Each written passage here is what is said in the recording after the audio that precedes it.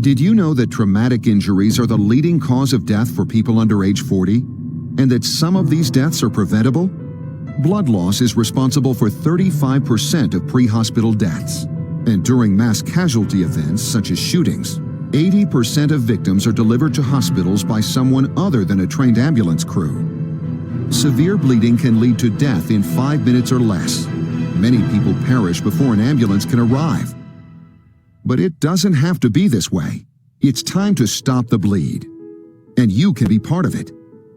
Stop the Bleed is a White House initiative that provides people like you with tools they need to take action against life-threatening wounds. In this brief video, we'll show you how to get involved.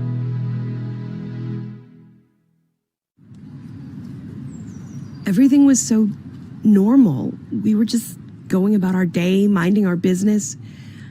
But then there was this noise, like a loud pop. People were running and screaming, and then I saw people just lying on the ground, bleeding. What if this happened to you? Would you know what to do? Here are some initial pointers. Act quickly. What you do in the first few minutes is critical. Evaluate your safety. Is it safe for you to remain where you are? If not, evacuate the area. Tell someone to call 911. Apply pressure. Pressure is what stops bleeding. Let's explore the concept of pressure more. There are two basic kinds of pressure: direct pressure and pressure applied via a tourniquet. There are two main ways to tell whether bleeding is serious enough to require a tourniquet: the volume of blood and the flow. Volume refers to the amount of blood present. Think about a soda can. Cut that amount in half. If that amount of blood is present, then it's serious life-threatening bleeding. Another warning sign is flow. If the blood is squirting, pooling on the surface, or if it's flowing continuously, then it's serious life-threatening bleeding. In a real-life scenario, you'd evaluate the volume and flow of blood to help you make decisions. This person's arm is injured, but it looks like neither the volume nor the flow of blood indicates we need a tourniquet.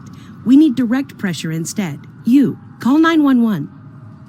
This person's injuries are more severe. There's more blood than half a soda can, and it's flowing really fast. That means I need to use a tourniquet to apply pressure. So you've decided you need a tourniquet. What next? You need to find or make one. Two basic types of tourniquets are out there: commercial and makeshift. Commercial tourniquets are the most effective. If you're in a public facility, you may be able to find one in a bleeding control kit, often found near an AED display. If that's not an option, apply strong pressure with your hands, or use available materials like a t-shirt or towel. Tourniquets are used for severe bleeding on arms and legs, not other parts of the body.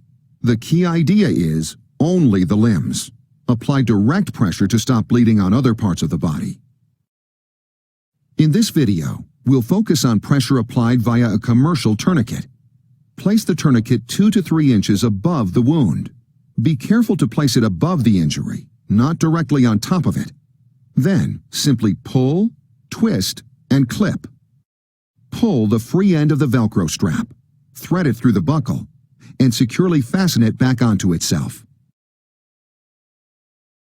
Twist the rod until the bleeding stops, or until you can't twist anymore. Note that this step will be painful for the injured person. Be persistent. Be sure that the bleeding stops. Clip the rod with the small Velcro strap, securing it so that it doesn't untwist. If bleeding continues and you've tightened the tourniquet as much as you can apply a second tourniquet above the first, closer to the torso. Although applying the tourniquet is simple, watch out for these common mistakes. Mistake number 1, not knowing when to apply a tourniquet. Tourniquets aren't appropriate for all injuries. Don't use it for a minor injury or on the trunk of the body. But for life-threatening bleeding on the arms and legs, don't be afraid to use a tourniquet. Mistake number 2, not tightening the tourniquet enough to stop bleeding. Also, remember to keep twisting until bleeding stops. If it doesn't stop, add a second tourniquet closer to the torso, above the first tourniquet. Mistake number 3. Placing the tourniquet directly on top of the wound. The tourniquet should go just above the wound, on the side closest to the torso. Mistake number 4. Loosening the tourniquet. Leave the tourniquet on until medical professionals arrive. Even if the victim complains of pain, the victim could bleed to death quickly if the tourniquet is removed. Hopefully you'll never have to apply a tourniquet, but knowing how can save a life. Thanks for helping stop the bleed. This message was brought to you by the National Center for Disaster Medicine and Public Health at the Uniformed Services University of the Health Sciences.